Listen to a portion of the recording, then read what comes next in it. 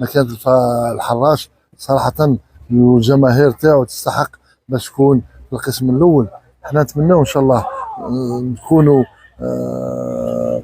في احسن حال، نكونوا اكثر فعاليه في المباريات تاعنا، وان شاء الله نتصدروا لما لا المجموعه تاعنا. العام اللي فات نقول لهم سمحوا لنا، الظروف كانت باينه، وان شاء الله هذا العام نوعدوهم ان شاء الله باذن الله نخلفوا لهم تاع العام اللي فات، ونقول لهم بقاو معنا وساندونا للدقيقه الاخرى، وان شاء الله في اخر. نقول لهم كونوا معنا وقفوا مورانا، وان شاء الله ما نخيبوش ظنكم ان شاء الله.